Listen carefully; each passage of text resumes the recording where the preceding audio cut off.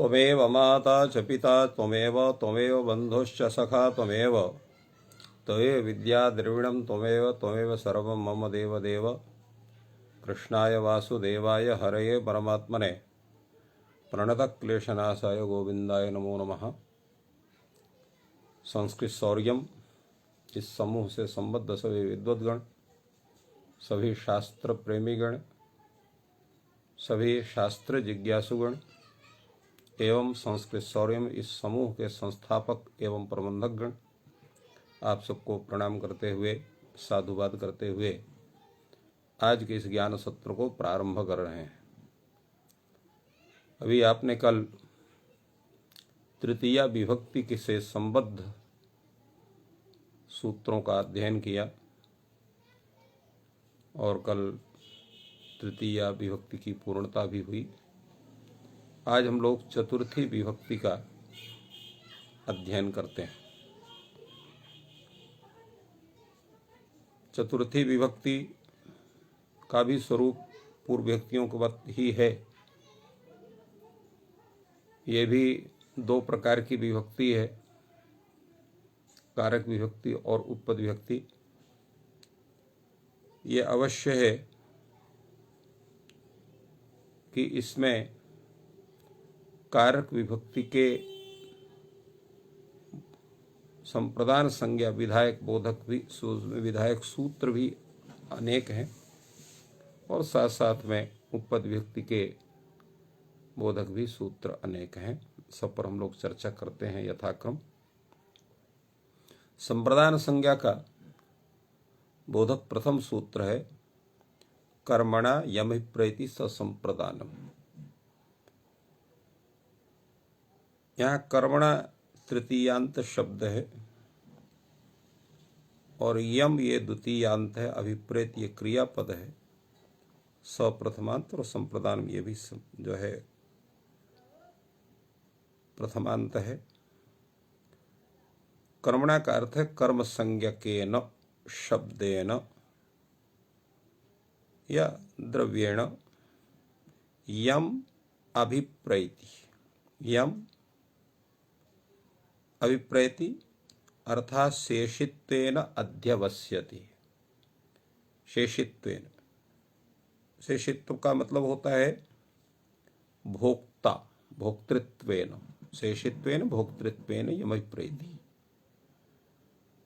ससंप्रदानम, उसको हम संप्रदान कहते हैं, अर्थात कर्म संज्ञक के द्वारा जिसको शेषित्व के रूप में, भोक्तृत्व के रूप में या उस वस्तु के स्वीकार्यता के रूप में हम उसका निश्चय करते हैं, वह संप्रदान होता है। उसी का इन्होंने लिखा दानस्य कर्मणा यम अभिप्रेति ससंप्रदान संज्ञा स्यात्। दानस्य का अर्थ हो गया, दान मतलब देय द्रव्यो, देय द्रव्य। तो देय द्रव्य के द्वारा यम अभिप्रेति, यम संबद्धुम इच्छति, अभिप्रेति संबध्नाति,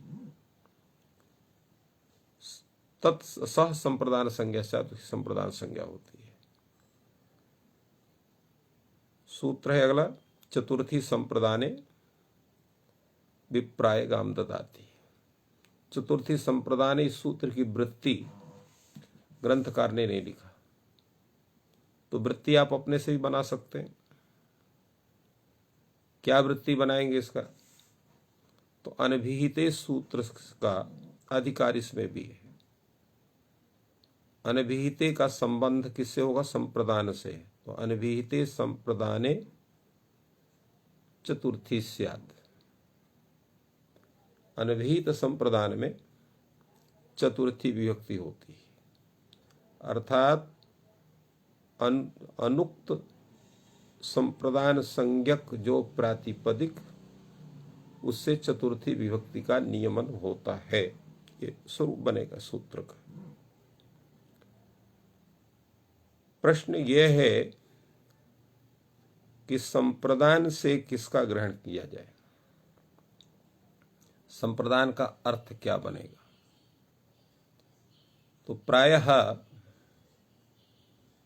व्याकरण शास्त्र में ये नियम है कि जो बड़ी संज्ञाएं, बड़ी का मतलब ये होता है कि जिनका स्वरूप बड़ा है। नहीं, संज्ञा के विषय में कहा गया संज्ञा नाम यतो न लघीया, संज्ञा ऐसी होनी चाहिए सबसे जिससे छोटा कोई ना हो। और जो बड़ी संज्ञा है जिसका स्वरूप बड़ा है उसको महती संज्ञा कहते हैं। और जो महती संज्ञा होती है वो अन्वर्थ होती है। अन्वर्थ का तात्पर्य यह है कि जिसकी संज्ञा की जा रही है उस शब्द के अर्थ को वह संज्ञा स्वयं कहती है। जैसे यहां पर संप्रदान संज्ञा जिसकी होती है तो इसलिए संप्रदीयते यस्मै तत्संप्रदानम। तो दीयते इति दानम, दीयते यत् तद्दानम, दादा से लुट प्रत्यय करेंगे तो दानम होगा। यहां पर लुट प्रत्यय जो हुआ है संपूर्वक प्रपूर्वक दा धातु से, वो संप्रदान अर्थ में संप्रदीयते यस्मै तत्संप्रदानम, क्योंकि बाहुलकात सभी अर्थों में हो सकता है। तो बाहुलकात लुट प्रत्यय यहां पर हुआ। तो इसलिए यहां संप्रदान शब्द का अर्थ होगा कि जिसको वस्तु दी जाए। तो दान तो किसी को दिया ही जाता है, दानोद्देश्य को दान देते हैं। और यहां सम्यक प्रदान लिखा हुआ है। सम्यक प्रदान का तात्पर्य यह होता है कि जिसको हम जो वस्तु देते हैं उसमें अपने अधिकार को समाप्त करके दान ग्रहीता के अधिकार को वहां उत्पन्न करते हैं। यह संप्रदान का स्वरूप हुआ। जैसे यहां पर उदाहरण दिया हुआ है विप्राय गाम ददाति। तो विप्राय गाम ददाति में विप्र को जो गाय दी जा रही है तो उसमें कहा जा रहा है कि ये वस्तु हम आपको दे रहे हैं, अर्थात आज से यह गाय हमारी नहीं रहेगी, आपकी मानी जाएगी। तो स्वत्व निवृत्ति पूर्वक पर सत्वोत्पादन जो स्वरूप है वही यहां पर संप्रदान पदार्थ हुआ। तो जब ऐसा अर्थ अगर इसका हम करते हैं तो कई जगह दिक्कत आ जाती है, यद्यपि वृत्तिकार यही मानते हैं। दिक्कत कहां आती है?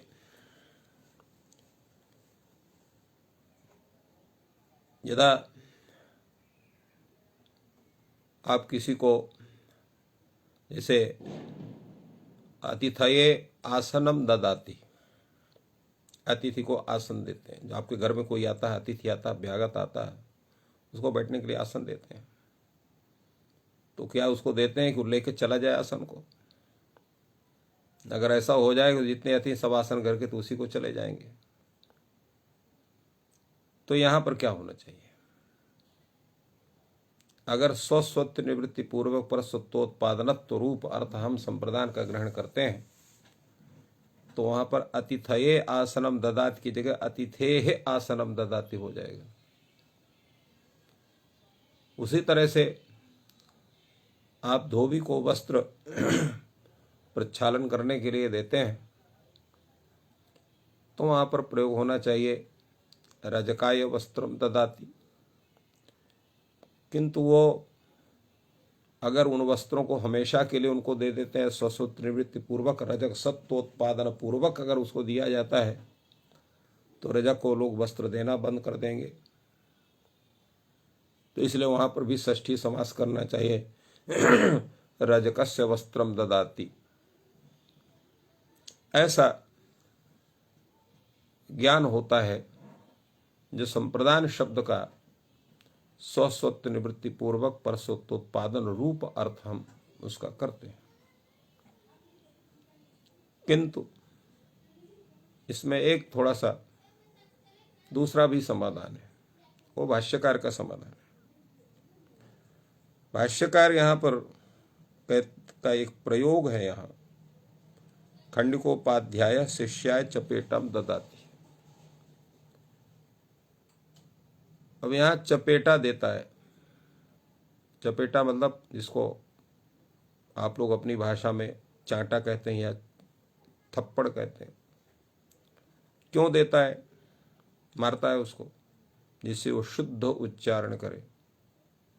यदा शिष्यः उदात्तस्य स्थाने अनुदात्तम उच्चारयति तदा शिष्याय खंडकोपाध्यायः चपेटाम ददाति।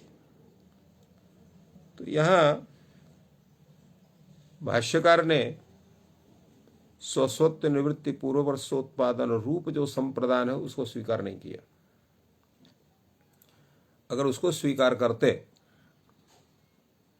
तो वहां पर शिष्यस्य चपेटाम ददाति ये अर्थ होना चाहिए था, किंतु भाष्यकार ने कहा खंडिकोपाध्याय शिष्याय चपेटाम ददाति, ये प्रयोग उन्होंने लिखा।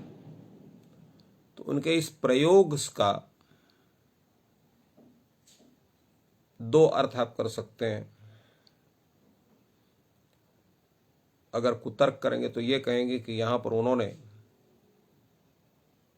जो प्रयोग किया है वह लाक्षणिक प्रयोग है,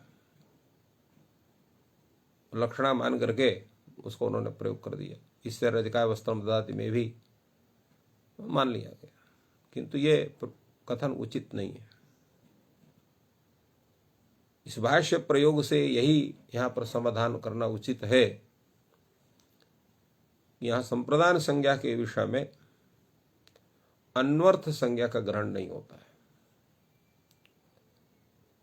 तो इसलिए इसका साधारण अर्थ यही करना पड़ेगा, जैसा इस सूत्र की वृत्ति में लिखा कि दानस्य कर्मणा यम अभिप्रेति ससंप्रदान। कर्ता देवदत्तादि दान के कर्म के द्वारा यम अभिप्रेति संबुद्धुम इच्छति सह संप्रदान संज्ञा स्यात्। दानार्थक धातु का जो कर्म, उस कर्म से वो जिससे संबद्ध होना चाहता है, उस संबद्धता उसकी दोनों तरह की हो सकती है। स्वस्वत्व निवृत्ति पूर्वक परसत्वोत्पादन रूप भी हो सकती है और सामान्य भी हो सकती है। यथा अतिथये आसनम ददाति या रजकाय वस्त्रम ददाति इत्यादि स्थलों में। तो इस भाष्य प्रयोग से यही सिद्ध होता है कि दानार्थक धातु के कर्म के द्वारा जो भी दानक कर्म का उद्देश्य बनता है, कर्ता उससे संबद्ध होना चाहता है, उस कर्म के माध्यम से उसकी संप्रदान संज्ञा होती है। तो इसलिए यहां पर इसका यही अर्थ करना उचित है जो भाष्यकार के द्वारा सम्मत है। संप्रदान जो है वो 3 प्रकार का माना जाता है। कौन कौन सा माना जाता है? एक तो माना जाता है कि अनिराकर्तृ संप्रदान, दूसरा होता है प्रेरयित्री, और तीसरा होता है अनुमंत्री। इनका मतलब क्या हुआ? अनिराकर्तृ का मतलब क्या हुआ, प्रेरयित्री का मतलब क्या हुआ, अनुमंत्री का मतलब क्या हुआ? एक ऐसा व्यक्ति जो आपको देने के लिए कहता भी ना हो, देने पर मना भी ना करता हो, तो वो अनिराकर्तृ संप्रदान कहलाएगा। जैसे सूर्याय अर्घ्यम ददाति, सूर्य को अर्घ्य देता है, न सूर्य अर्घ्य आपसे मांगता है और न देने पर मना करता है, तो ये अनिराकर्तृ हो गया। दूसरा है प्रेरयित्री, जो प्रेरणा देता कि भैया मुझको दे दो। जैसे विप्राय गाम ददाती, इसका उदाहरण है। विप्र अपने यजमान के यहाँ जाता है, उसके यहाँ किसी प्रकार का कोई आपत्ति है, कोई कष्ट उसको है, कोई दोष है, उस दोष को निवारणार्थ कहता है कि आप प्रायश्चित के रूप में या पुण्य कर्म प्राप्ति के रूप में आप गाय हमें दें तो आपका कल्याण होगा। वो प्रेरित करता है उसको। तो वह दाता जो व्यक्ति विशेष देवदत्तादि हैं वो विप्र को गाय देते हैं। तो यहाँ पर प्रेरयित्री विप्र होता है, जो उसको प्रेरणा करता है अपने यजमान आदि को, किसी व्यक्ति विशेष को, तो प्रेरयित्री होता है। और तीसरा होता है आपका अनुमंत्री। जैसे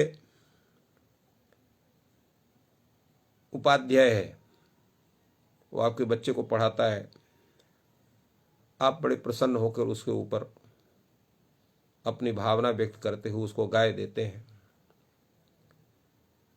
क्योंकि हमारे यहाँ भारतीय संस्कार में, भारतीय पद्धति में, भारतीय संस्कृति में अध्यापन का शुल्क जो शिष्य है उसे मांगा नहीं जाता है।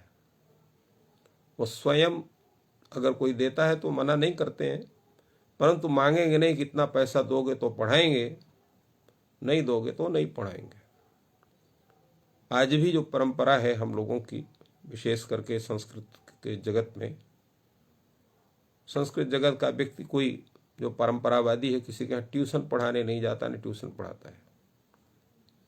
कोई आएगा उसके घर में पढ़ाएगा, कहीं पढ़ाने के लिए उसको बुलाया भी जाएगा, उससे दक्षिणा तय नहीं करेगा, वो स्वतः उसको जो देंगे वो लेगा। ये परंपरा है, क्योंकि विद्या विक्रय का विषय नहीं है। तो आज तो पूरी शिक्षा को विक्रय बना दिया गया है। तो वहां उपाध्याय को आप उपाध्याय गाम ददाती, ये तीसरा उदाहरण होगा। वो मना नहीं करता, आपने दिया प्रेम से, भक्ति से, श्रद्धा से उसको स्वीकार करता है। तो ये अनुमंत्री इस तरह से 3 प्रकार के होते हैं। ये तीनों जो प्रकार यहाँ दिए गए हैं, ये वस्तुतः स्वस्वत्व निवृत्ति पूर्वक परसोत्पादन रूप में। एक तीसरा चौथा भी आप ग्रहण कर सकते हैं, और वो चौथा क्या है? उदासीन। न वो मांगता है, न आप उसको स्वस्वत्व निवृत्ति पूर्वक उस पर सत्वोत्पादन रूप उसको देते हैं। कार्य विशेष संपादनार्थ वस्तु विशेष को दी जाती है वस्तु, तो वो आपका कहलाएगा उदासीन। जैसे रजकाय वस्त्रम ददाति में, रजक इसका उदाहरण हो सकता है। अतिथये आसनम ददाति, उसका उदाहरण हो सकता है। तो इस तरह से यद्यपि शास्त्र में 3 का ही प्रयोग प्राप्त होता है, अनिराकरणात् कर्तुस् त्यागांगम कर्मणेप्सितम प्रेरणा अनुमतिभ्याम च लभते संप्रदानतम। तो इस कारिका जो यह भर्तृहरि, उसके आधार पर 3 का उदाहरण होते हैं, ये 3 बनते हैं, जिसका उल्लेख हमने पहले किया। और चौथा जो उदासीन है, जिसकी हमने चर्चा की, खंडकोपाध्यायः शिष्याय चपेटाम ददात, इस भाष्य प्रयोग के द्वारा हम उसका ग्रहण कर सकते हैं। आपको प्रश्न उठता होगा, एक खंडकोपाध्याय का मतलब क्या होता है? खंडकोपाध्याय के 2 अर्थ हो सकते हैं। एक तो खंडकोपाध्याय का मतलब होता है जो किसी एक शास्त्र विषय का जो अध्यापन करता हो, उसमें भी एक खंड का, खंडम अध्यापित खंडिकोपाध्याय, जो एक खंड विशेष को, प्रकरण विशेष का अध्यापन करता हो, पूरे शास्त्र का न करता हो, उसको खंडिकोपाध्याय कहेंगे। अथवा खंडिकोपाध्याय क्रोधितोध्यापक, जो क्रुद्ध अध्यापक, उसको भी खंडकोपाध्याय कहा जा सकता है। तो वो इस तरह से दो अर्थ इसके स्वीकार किए जा सकते हैं। तो इस तरह से ये संप्रदान का स्वरूप आपके सामने स्पष्ट हुआ। और इसमें तीन जो उदाहरण हैं, अनिराकर्त्री, पेरयित्री और अनुमंत्री, ये तीन उदाहरण आपके बनेंगे जो है जब संप्रदान की हम उसकी पूर्व व्याख्या को अर्थात उसको मानते हैं, अन्वर्थ संज्ञा मानते हैं, और जो उदासीन का जो स्वरूप हो उसको जब हम संप्रदान से सामान्य स्वरूप ग्रहण करते हैं तो उसका चतुर्थी उदाहरण बनेगा। अगला एक वार्तिक है, क्रियया यमित प्रेति सोपि संप्रदानम, अर्थात कर्ता क्रिया के द्वारा यम व्यक्ति विशेषम अभिप्रेति संबद्धुम इच्छति तस्य व्यक्ति विशेष वाचकस्य शब्दस्यापि संप्रदान संज्ञा भवति, उसकी भी संप्रदान संज्ञा होती है। जैसे प्रयोग है पत्ये शेते, कोई पत्नी है तो अपने शैया में पड़ी है पति की कामना से, तो पत्ते शेते, यहां पर शयनक क्रिया के द्वारा जो है वो पति को प्राप्त करना चाहती है या पति के उद्देश्य को उद्देश्य करके शयन करती है, इसलिए पति शब्द से यहाँ पर पति शब्द की यहाँ संप्रदान संज्ञा होती है, और चतुर्थी संप्रदान से चतुर्थी व्यक्ति होकर के पत्ते शेते रूप बनता है। इसके अब ये एक यहाँ पर इन्होंने इसका उदाहरण दिया, इसके उदाहरण और भी अनेक आप कल्पना कर सकते हैं, क्योंकि संपूर्ण सिद्धांत कौमुदी में जो भी उदाहरण है वो केवल आपको दिशा मात्र दिखाने के लिए, इसलिए सिद्धांत कौमुदीकार ने अंत में लिखा है, इत्थम लौकिक शब्दानाम दिङ्मात्र मिह दर्शितम, दिशा मात्र दिखलाई गई है। तो अन्य उदाहरणों का आप परिकल्पना कर सकते हैं, या जो ग्रंथ हैं विशेष करके काव्य ग्रंथ हैं उनमें उनका अन्वेषण करके जानकारी कर सकते हैं। व्याकरण पढ़ने का वास्तव उद्देश्य यही है कि केवल इन्हीं उदाहरणों पर आप स्थित न रहें, जिन काव्य आदियों का उदाहरण करते हैं, पुराणों का उदाहरण अध्ययन करते हैं, या अन्य किसी भी साहित्य का उदाहरण रखते हैं तो पढ़ते हैं, उनमें उन उदाहरणों को खोजें, उनका साधुत्व का निर्णय करें। अगला वार्तिक है, यजेह कर्मण करण संज्ञा संप्रदान सच कर्म संज्ञा। ये वार्तिक कहता है कि यज धातु का जो कर्म है उसकी करण संज्ञा होती है, और जो संप्रदान है उसकी कर्म संज्ञा होती है। प्रयोग है पशुना रुद्रम यजते, इसको मीमांसा का वाक्य आप मान सकते हैं। पशुना रुद्रम यजते, अब इसका जो तात्पर्य है, क्योंकि यजन क्रिया में करणत्वेन विवक्षित यहां पर पशु को मान लिया गया, और रुद्र को यज धातु का कर्म मान लिया गया, और यहां पर यज धातु को जो कर्म है वस्तुतः पशु, उसको करणत्वेन विवक्षा की गई, और करणत्वेन उसकी विवक्षा होने से वहां पर तृतीया विभक्ति का नियमन होगा, इसलिए पशुना हो गया। और जो वस्तुतः संप्रदान है, क्योंकि जब यजन होगा तो यजन में इष्ट को तदवस्तु का समर्पण होता है। जैसे अग्नये स्वाहा कहते हैं, तो अग्नि को उद्देश्य करके उस वस्तु विशेष का समर्पण होता है। उसी तरह से यहां पर भी जब पशु के द्वारा रुद्र का यजन होता है पशु के माध्यम से, तो वस्तुतः उस पशु को रुद्र को दिया जाता है, समर्पित किया जाता है। इसलिए रुद्र यहां संप्रदान है, क्योंकि कर्ता यजमान पशु रूप कर्म के द्वारा रुद्र को प्राप्त करना चाहते हैं या रुद्र को से संबद्ध होना चाहता है। इसलिए कर्मणा विप्रति ससंप्रदान इस सूत्र से रुद्र की संप्रदान संज्ञा है और कर्म पशु है, किंतु इस वार्तिक के द्वारा कर्म पशु की करण संज्ञा होती है और संप्रदान रुद्र की कर्म संज्ञा होती है। तो जिसकी कर्ण संज्ञा उसकी कर्म से करने तृतीया से तृतीया भक्ति, और जिसकी कर्म संज्ञा कर्मणि द्वितीय को द्वितीय होती है, तो पशुना रुद्रम यजते, ये प्रयोग होता है। अर्थ क्या होगा? रुद्राय पशुम ददाति, ये उसका अर्थ होगा।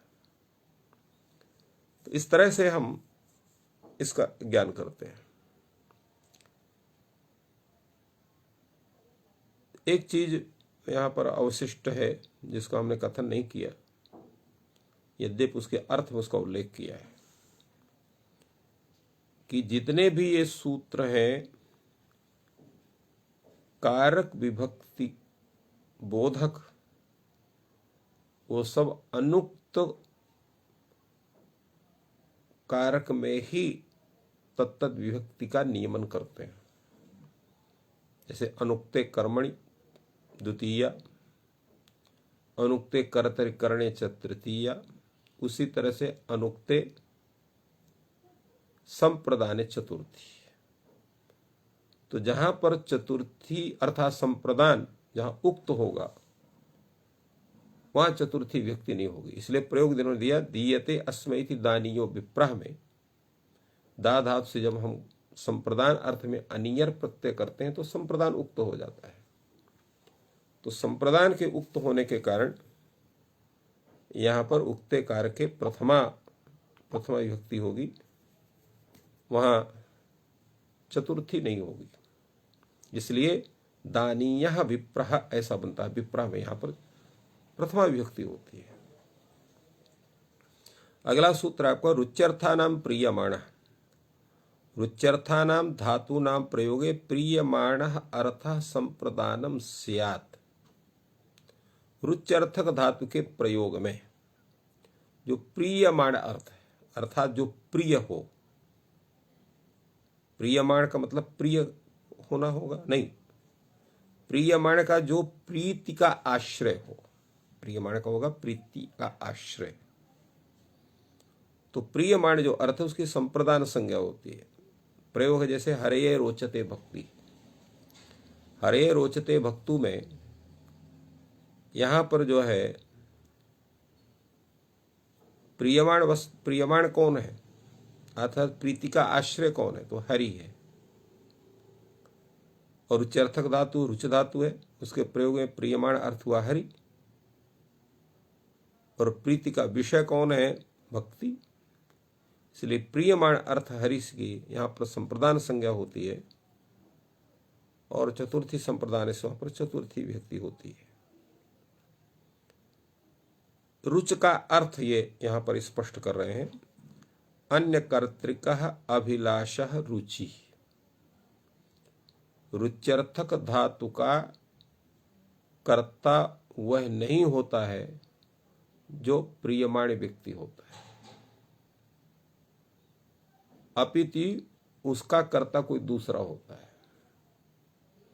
जैसे आपको लड्डू अच्छे लगते हैं तो कौन अच्छा लग रहा है? लड्डू अच्छा लग रहा है। तो यहां पर अच्छा होने का क्रिया का कर्ता कौन है? लड्डू है, आप नहीं हो। आप क्या है? लड्डू विषयक प्रीति के आश्रय। इसी तरह से हरि को भक्ति अच्छी लगती है तो यहां पर कर्ता कौन है? भक्ति है। और हरि क्या है? भक्ति विषयक प्रीति का आश्रय है,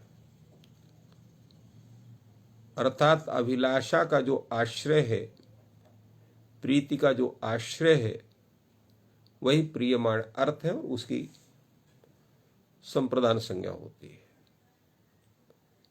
और प्रीति का जो कर्ता है,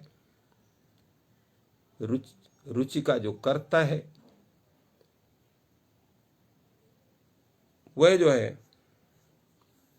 वहां पर प्रथम विभक्ति होगी, कर्ता के रूप में रहेगा और उसी के अनुसार रुच्यर्थक क्रिया के रूप चलेंगे। जैसे हरये भक्ति रोचते, हरये भक्ति रोचेते, हरये भक्तयः रोचन्ते, ऐसा इसका स्वरूप चलेगा। ऐसा नहीं कि हरि के अनुसार आप विभक्ति का प्रचलन करेंगे, क्योंकि कर्ता में प्रत्यय करने पर कर्ता के अनुसार क्रिया के रूप चलते हैं और कर्म में प्रत्यय करने पर कर्म के अनुसार क्रिया के रूप चलते हैं।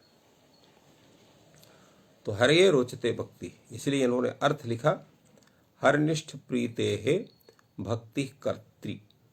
हरनिष्ठ जो प्रीति है उसके कर्ता कौन है? भक्ति है। अब यहां पर पदकृत्य बोल रहे हैं कि प्रियमाण इसको क्यों कहा गया है। सूत्र लिखते रुच्यर्थानाम इतना लिखते हैं। रुच्यर्थानाम ऐसा लिखने से कि रुच्यर्थानाम धातु नाम प्रयोगे संप्रदानम स्यात्, तो यहां पर कर्ता की तो नहीं होती, क्योंकि अगर कर्ता को संप्रदान संज्ञा प्राप्त तो कर्तृ संज्ञा से उसका बाद हो जाता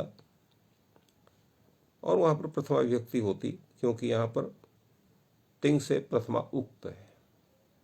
किंतु जो अन्य कारक हैं उनमें भी उनकी भी संप्रदान संज्ञा होने लगती है। जैसे देवदत्ताय रोचते मोदका पथि,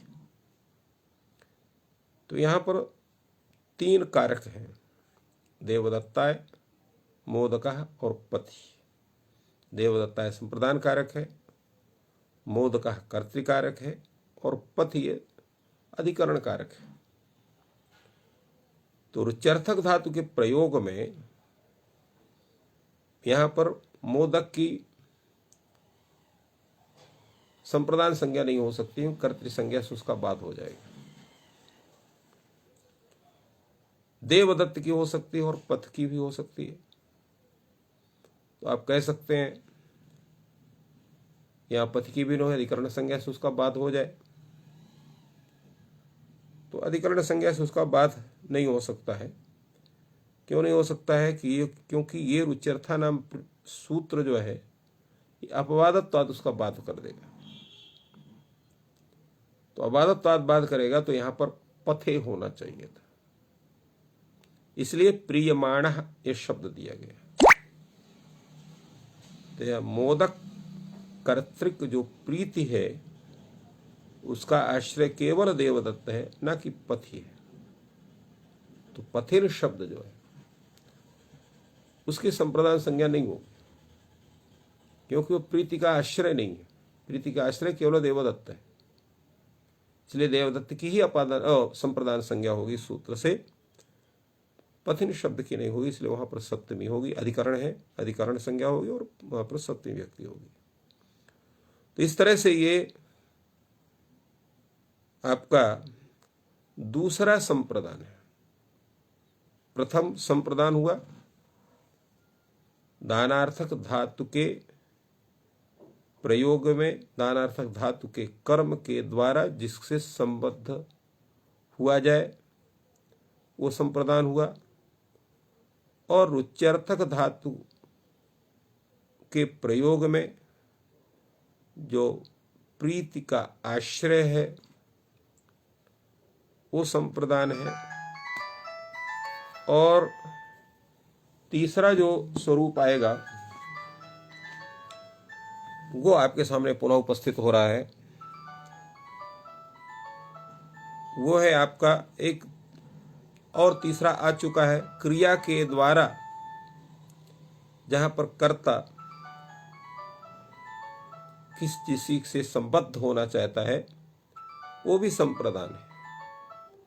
तो ये 3 संप्रदान हो गए। चतुर्थ संप्रदान आ रहा है श्लाघ नुंग स्था शपाम गीप्स्यमानः येषां प्रयोगे बोधयितुम इष्टः संप्रदानम स्यात्।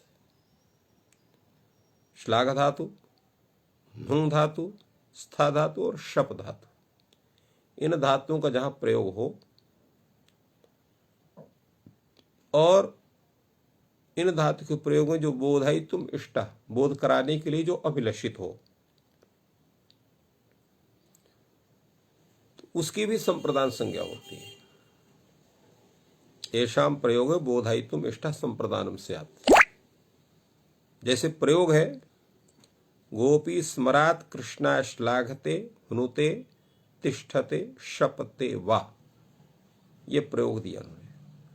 तो गोपी कृष्ण को श्लाघा करती है, इसलिए यहां पर जो है श्लाघते नु धातु है, स्था धातु है। तो इन सभी धातुओं के प्रयोग में बोध कराने के लिए अभिलषित कौन है? कृष्ण है। इसलिए कृष्ण से यहां पर संप्रदान संज्ञा होती है। तो ये चतुर्थ संप्रदान हुआ, अर्थात श्लाघ नुंग स्था शप के इन धातुओं के प्रयोग में गीप से मान जो है, वही समान माने बोधयितुम इष्ट, बोधयितुम इष्ट गीप से मान है। जो गीप समान है उसकी भी यहाँ पर संप्रदान संज्ञा होती है। जैसे गोपी स्मरात् कृष्णाय श्लाघते हनुते तिष्ठते शपते वा, इस स्थल में कृष्ण की, क्योंकि गोपियों के द्वारा बोधयितुम इष्ट यहाँ पर कृष्ण है, कृष्ण की संप्रदान संज्ञा होती है। और चतुर्थी संप्रदान सूत्र से यहाँ पर चतुर्थी विभक्ति का नियमन होता है। यहाँ पर भी वही प्रश्न होता है गीप्स्यमानः किम देवदत्ताय श्लाघते पथि। यहाँ पर भी अगर गीप्स्यमान नहीं कहते तो श्लाघ धातु के प्रयोग में जो भी कारक होता उसकी संप्रदान संज्ञा हो सकती थी। एक बात यहां पर और समझना आवश्यक है, क्योंकि कारके का अधिकार है, तो कारके का अधिकार होने से जितनी भी ये संज्ञाएं हैं कारक की ही होती हैं। जैसे कर्तुरिष्टतम कर्म सूत्र में कर्तु क्रिया आप्तुम इष्टतमम कारकम कर्म संज्ञम से लिखा हुआ है। इसी प्रकार साधकतम करणम में भी वहां पर भी जो है प्रकृष्टोपकारकम कारकम कर्ण संज्ञम से वहां पर भी लिखा हुआ है। किंतु कर्मणा एव प्रति संप्रदान, इस सूत्र में दानस्य कर्मणा एव प्रति संप्रदान संज्ञा स्यात् लिखा हुआ है।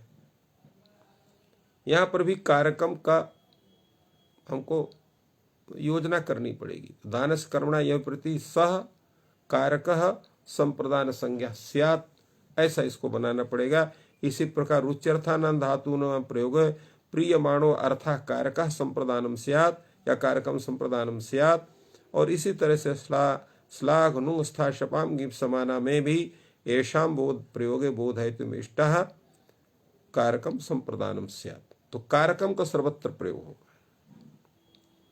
अब यहाँ पर गीप समान अर्थ यह हम नहीं रखते हैं, गीप समान शब्द को नहीं रखते हैं, तो यहाँ पर भी पथि, क्योंकि यहाँ पर दोनों कारक, देवदत्त भी कारक है और पथि भी कारक है। एक अधिकरण कारक है, एक संप्रदान कारक है। तो दोनों की यहाँ पर संप्रदान संज्ञा हो सकती है। परंतु गीप समान जब कहते हैं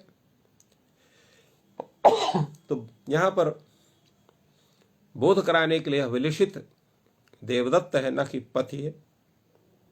इसलिए पथिन शब्द जो है उसकी संप्रदान संज्ञा नहीं होती है, अपितु उसकी अधिकरण संज्ञा होती है।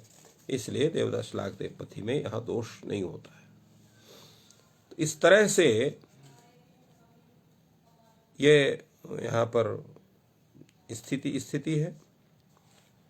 अब यहाँ पर जो प्रीति का आश्रय कहा गया, प्रीति का आश्रय, प्रीति का आश्रय कैसे होना चाहिए। अगर प्रीति के आश्रय को हम लेते हैं, जैसे हमने कहा कि दानस्य कर्मणा एव संप्रदानम एव रुच्यर्थानां प्रीयमाणा में, यहाँ पर प्रीति का जो आश्रय है उसकी संप्रदान संज्ञा होती है। तो यहाँ प्रीति के आश्रय तो दोनों हो सकते हैं, भक्ति भी हो सकती है और हरि भी हो सकते हैं। क्यों? कि प्रीति जो है समवाय संबंध से हरिनिष्ठा है और विषयता संबंध से भक्ति निष्ठा है, इसलिए दोनों की संप्रदान संज्ञा होनी चाहिए। तो केवल हरि की संप्रदान संज्ञा क्यों हो रही है? इसका उत्तर है कि समवायन जो प्रीति का आश्रय है वही प्रियमाण कहलाएगा। अर्थात समवाय संबंध से जो प्रीति का आश्रय है वो प्रियमाण कहलाएगा, और जो विषयता संबंध से प्रीति का आश्रय है वो प्रियमाण नहीं माना जाएगा, क्योंकि प्रीति भी एक धर्म विशेष है और समवाय संबंध से वो देवदत्तादि में है या हरि में है। इस कारण से इसका यही समाधान उचित है। इसी प्रकार अभिलाषा भी अगर मानते हैं तो अभिलाषा भी इच्छा रूप है, वो भी समवाय संबंध से वहाँ पर बैठी हुई है, हरिनिष्ठा है, इसलिए हरि की ही संप्रदान संज्ञा होती है, भक्ति की नहीं होती है। तो ये एक विशेष इसमें प्रश्न उठता है जिसका ये समाधान हुआ। अगला जो आपका प्रयोग है वो है आपका धाते धारे रुत्तमर्ण। देखिए संप्रदान की प्रत्येक अलग अलग कोटियां आ रही हैं। आप देखें एक संप्रदान का स्वरूप नहीं है। जैसे अभी आपने करण को देखा, करण आपको एक ही तरह का है, सर्वत्र भिन्न भिन्न रूप में नहीं आया, परंतु कर्म भिन्न भिन्न रूप में उपस्थित हुआ। कहीं कर्म जो है ईप्सिततम है, तो कहीं अनीप्सित है, तो कहीं दूसरे स्वरूप में है, कहीं तीसरे से, कहीं अकथित है, और कहीं जो है वो अन्य रूप में, कई रूप में कर्म है। ऐसे यहाँ पर संप्रदाय भी अनेक रूप में आपके सामने उपस्थित हो रहा है। तो कहीं ईप्सिततम है,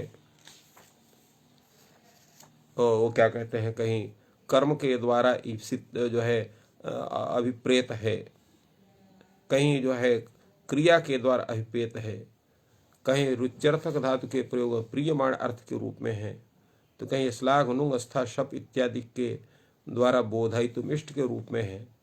अब ये अलग रूप में यहाँ पुनः उपस्थित हुआ। धारे उत्तमर्ण, धारयते प्रयोग उत्तमर्ण उक्त संज्ञा स्यात्, ध्री धारणे धातु, और यहाँ धारयते लिखा हुआ है। सूत्र में भी धारे उत्तमर्ण लिखा हुआ है, अर्थात ण्यंत ध्री धातु। ण्यंत ध्री धातु के प्रयोग में जो उत्तमर्ण है उसकी संप्रदान संज्ञा होती है। उत्तमर्ण का अर्थ क्या होता है? ये दो शब्द हैं, उत्तमर्ण और अधमर्ण। जो ऋण लेता है वो अधमर्ण, और जो ऋण देता है वो उत्तमर्ण।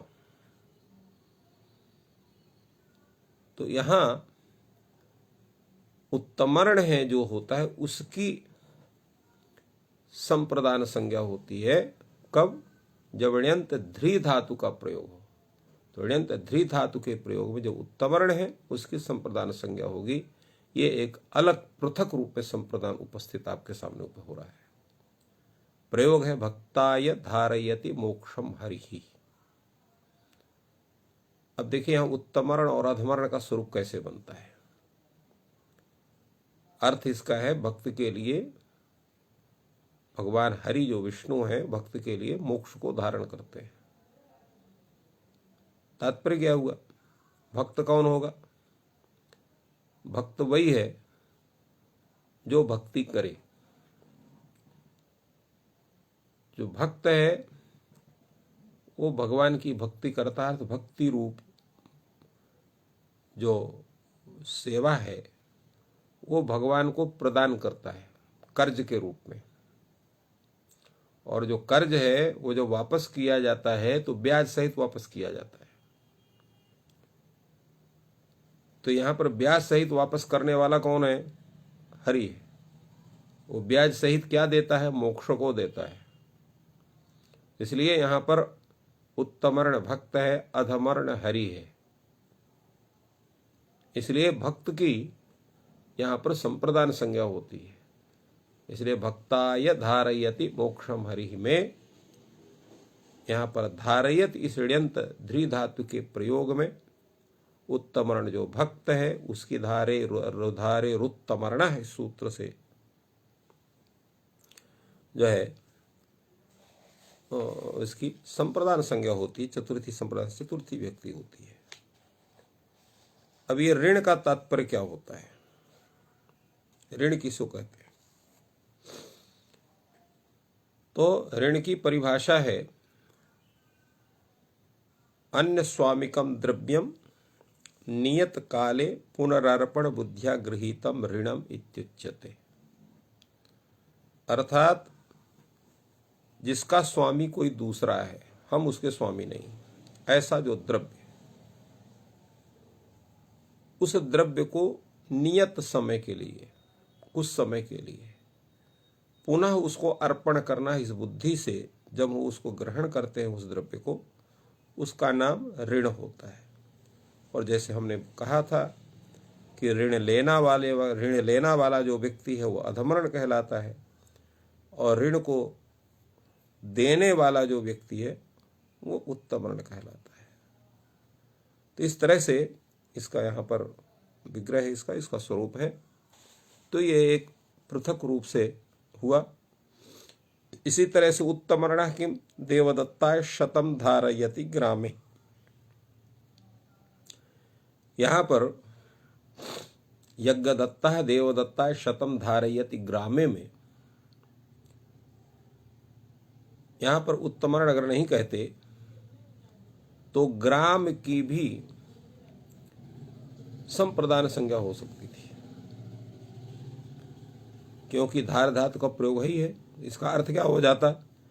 धारते प्रयोगे कारकम संप्रदान संज्ञम स्यात्, ये अर्थ होता है इसका।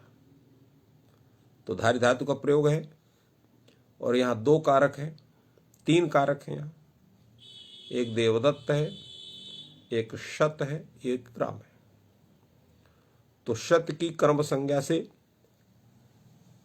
जो है संप्रदान संज्ञा का बाद हो जाता, और देवदत्त को यहां पर संप्रदान संज्ञा हो ही रही है, किंतु ग्राम की भी यहां पर अबादत्वाद बांध करके ग्राम की भी संप्रदान संज्ञा होने लगती। इसलिए यहां पर उत्तमर्ण कहा गया।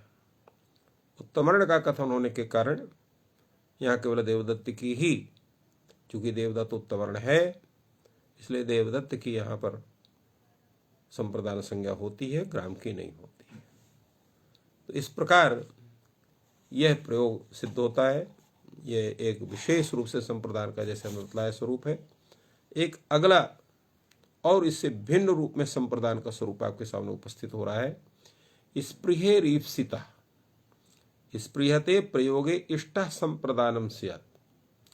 स्पृह धातु के प्रयोग में जो इष्ट है उसकी संप्रदान संज्ञा होती है।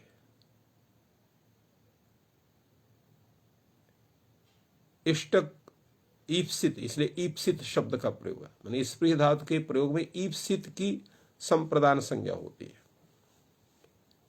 यहां पर प्रयोग है पुष्पेभ्य स्पृहयति। तो पुष्पेभ्य स्पृहयति में यहां स्पृह धातु के प्रयोग में इष्ट क्या है? अब इष्ट का किस रूप में हम ग्रहण करेंगे? तो स्पृह धातु का अर्थ क्या हुआ?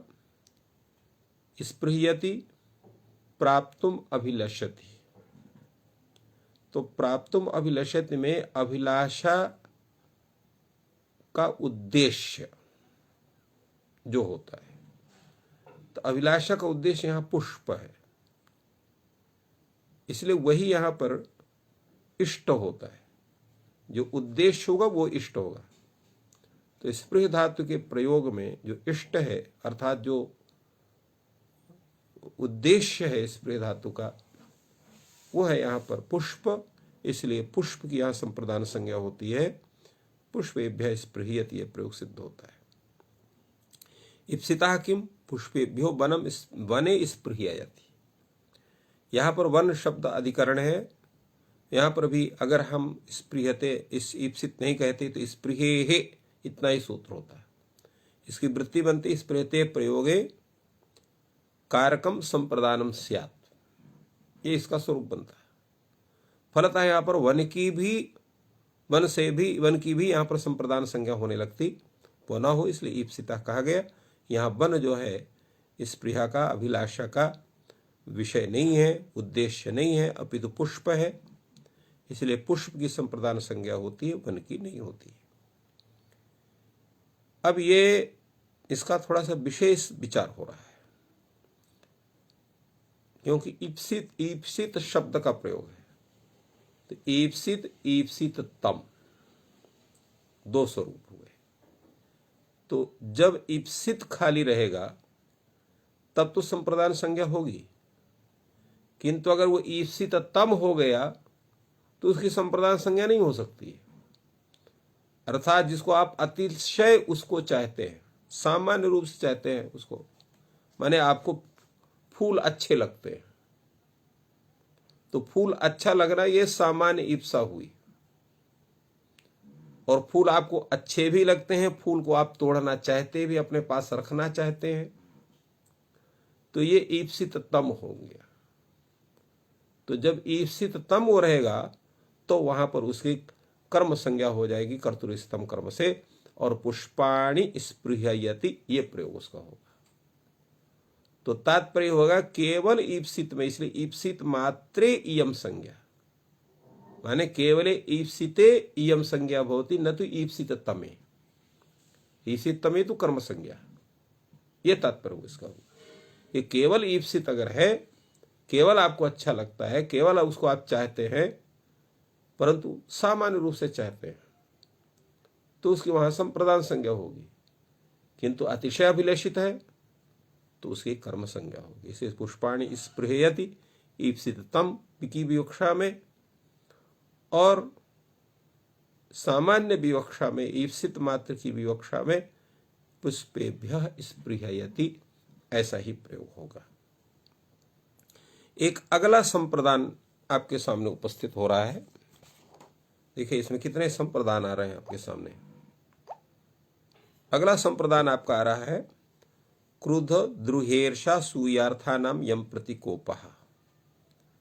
क्रुद्ध, द्रुह, ईर्ष और असूय, इन धातुओं के प्रयोग में, इन धातुओं का प्रयोग नहीं लिखा है, क्रोध, द्रुह, ईर्ष्या, असूयार्थ लिखा हुआ। क्रुद्ध, द्रुह, ईर्ष, असूय इति क्रुद्ध द्रुहेर्ष्यासूयाः तेषाम् अर्थाः इति क्रुद्ध द्रुहेर्ष्यासूयार्थाः। द्वंद्वान्ते च श्रूयमाणं पदम प्रत्येकमपि संबध्यते। तो अर्थ क्या हो जाएगा? क्रुद्ध्यार्थक, द्रुह्यार्थक, ईर्ष्यार्थक, असूयार्थक जो धातु हैं उनके प्रयोग में यम प्रतिकोपः, जिसके प्रति क्रोध हो रहा हो, अर्थात जो क्रोध का विषय बन रहा हो, उसकी संप्रदान संज्ञा होती है। प्रयोग है हरये क्रुध्यति, हरये द्रुह्यति, हरये ईर्ष्यति, हरये असूयति। अब यहां पर अन्य धातुओं का प्रयोग नहीं लिखा, केवल अर्थ लिख के छोड़ दिया, और बाकी सब विचार करने के लिए हम लोगों के ऊपर छोड़ दिया शास्त्रकार ने। तो इस तरह से क्रुद्ध धातु के अर्थात क्रुद्ध्यर्थक, द्रुह्यार्थक, ईर्ष्यार्थक, असूयार्थक धातुओं के प्रयोग में यहां पर किसके प्रतिकोप किया जा रहा है? हरि के प्रतिकोप किया जा रहा है। इसलिए हरि जो कारक है उसकी संप्रदान संज्ञा इस सूत्र से होती है और चतुर्थ संप्रदान से जो है यहाँ पर चतुर्थी व्यक्ति होती है। प्रश्न यहाँ उठता है कि चलो क्रोध के लिए तो ठीक है यम प्रतिकोपा, द्रोह के लिए भी चलो ठीक है, ईर्ष्या और असूया के लिए यम प्रतिकोपा का ये प्रयोग क्यों हो, कैसे बनेगा? वहां तो क्रोध नहीं होता है तब भी हम लोग किसी से ईर्ष्या करते हैं, बड़े प्रेम करते हैं, हम उसे अपना मित्र मानते हैं, किंतु किसी बात में हमसे वो अधिक है तो उससे ईर्ष्या करने लगते हैं, उसके असूया करने लगते हैं। तो यम प्रतिकोपा ये उनका उदाहरण कैसे बनेगा, उनके में इसका कैसे घटेगा, ये प्रश्न उठता है। तो उन्होंने कहा कि वस्तुतः ये चारों, क्रोध भी, द्रोह भी, ईर्ष्या और असूया, ये सब उसी के प्रति होते हैं जिसके प्रति हम कोप करते हैं, क्रोध करते हैं। अब यहां पर जो है इसलिए ये उदाहरण बनते हैं। अगर हम यम प्रतिकोपा नहीं कहते हैं तो इन धातुओं के प्रयोग में जो अन्य है, जो कर्मादि हैं, उनसे भी वहां पर संप्रदान संज्ञा होने, जैसे भार्याम ईर्ष्यति, भार्याम ईर्ष्यति में यहां पर भार्या जो है ईर्ष्या का ईप्सिततम है, परंतु उसके प्रतिकोप नहीं है। भार्या को ईर्ष्या क्या है? मां एनाम अन्य अद्राक्षित, इसको कोई दूसरा कोई नहीं देखा इसलिए भार्या के विषय में ईर्ष्या करता है। तो यहां भार्या के प्रतिकोप नहीं है। अगर केवल यम प्रतिकोपा नहीं कहते तो भार्या शब्द से यहां पर भी चतुर्थी हो जाती, भार्या ये ईर्ष्यत ये प्रयोग होने लगता है। इन्होंने क्रोध, द्रोह इत्यादि का एक अर्थ भी बताया। क्रोधा अमर्षः, मर्ष माने होता सहना, अमर्ष माने जो असहनीय है। क्रोध हमको कब आता है? जब किसी की बात हमको सहन नहीं होती है, किसी का व्यवहार हमको सहन नहीं होता है, तो हमें क्रोध आता है। तो क्रोधा अमर्षः, असहनीयता। द्रोह अपकार, द्रोह का मतलब अपकार होना। और इसी तरह से ईर्ष्या क्या है? अक्षमा। ईर्ष्या हम उसको करते हैं जिसको हम क्षमा नहीं कर पाते, अर्थात उसका जो उत्कर्ष है उसको हम क्षमा नहीं कर पाते, उसको नहीं सह पाते। असूया गुणेषु दोषाविष्करणम, असूया क्या है? गुणों में दोषों का खोजना, उनका आविष्कार करना। बहुत गुणवान व्यक्ति, अरे ठीक नहीं, ऐसे एक व्यक्ति का सर्वत्र दोष खोजना उसका काम था। किसी ने सर्वत्र जितने भी दोष थे सबका निराकरण किया, उसने उसके सामने उपस्थित हुआ, उसको कोई दोष नहीं दिखाई पड़ा, तो उसने वहां पर कह दिया इतना अच्छा भी नहीं होना चाहिए। तो इस तरह से जो गुण में भी जो दोष का आविष्कार करे, दोष को दिखाए, उसको असूया कहते हैं। और ये द्रोह है, क्रोध है, अमर और ईर्ष्या है, असूया है, ये सब कोप से ही, क्रोध से ही होते हैं। द्रोहादय कोप प्रभवा एवं गृह्यन्ते अतो विशेषणम सामान्येन यम प्रतिकोपः इति। चूंकि ये सब कोप प्रभव ही है, कोप के कारण ही होते हैं, क्रोध के कारण ही होते हैं, अमर्ष के कारण ही होते हैं, इसलिए सामान्येन सबका विशेषण यम प्रतिकोपः किया गया। तो इस तरह से ये अनेक संप्रदान अभी हमारे सामने उपस्थित हुए हैं। अभी और भी अनेक संप्रदान हैं। ये जब संप्रदान आपकी उपस्थित एक साथ जब हो जाएंगे तब उस पर हम लोग इनकी समीक्षा करेंगे कि कौन संप्रदान का कितना स्वरूप बनता है, कितना नहीं बनता है। आज हम लोग अपने इस अध्ययन सत्र की यहीं पर पूर्णता प्रदान करते हैं। आप सबको बहुत बहुत धन्यवाद। जय तु संस्कृतम, जय तु भारतम।